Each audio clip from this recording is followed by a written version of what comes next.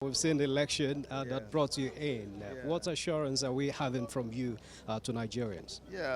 It's always said that to whom much is given, much is required.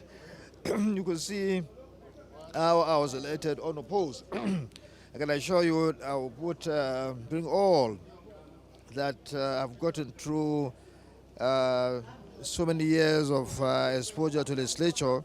I bring that into play. I bring that into practice to make sure that we make the next, I mean, the 10th Senate the most productive in history. Because I'm going to work, in the most conductive, conducive atmosphere that we shall create, and we'll be able to work together with with the Senate President and indeed the entire membership of the Senate in a way that will make this 10th Senate most productive.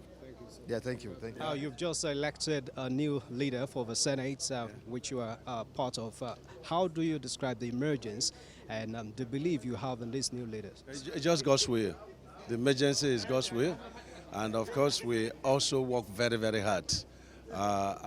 This emergency is for the stability of the country, it's for national unity, it's for inclusiveness, it's for balancing. And so I think the hand of God are there. Thank you. Thank you, sir. Also promoted from the House to the Senate, and now you have new leader for your Senate. Yes. How do you describe it? Well, he's a fantastic person, well schooled, experienced, and knowledgeable in the business of legislature. So we look forward to having a robust 10th Senate that will cooperate with the executive when the need arises. Thank you so much. You're welcome. Okay, so you just elected your leader, particularly in the Senate. So that's President of the Senate, Godswill Akpabio. How do you describe this emergence and then the belief you have in him? I think it shows that the National Assembly has really arrived. We had perhaps the most, it was really a tough fight. Democracy was at play. People voted their conscience. And in the end, it's clear that the overwhelming majority voted to ensure that every part of the country has a sense of belonging. And all sentiments are well now reflected. I think that statement was boldly made by senators who listened to the aspirations, the feelings, the sentiments of their various constituents. For example,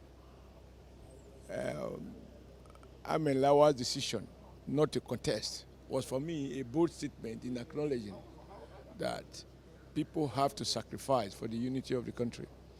And but like in any democracy, people will have different way of reasoning, which explains why some people still felt they will contest. And the vote shows that overwhelming majority favored Godswill Akpabio, and I also listened to his comments, and I think it captures the feelings of many. And it is now time to get back to work. A lot of tough times ahead, and Nigerians expect us not to join them in lamenting, but to find solutions. Now, this is the sweet part, what we've done today. The challenge is what we now use the office to do for Nigeria and for Nigerians. And I think we are all conscious of that.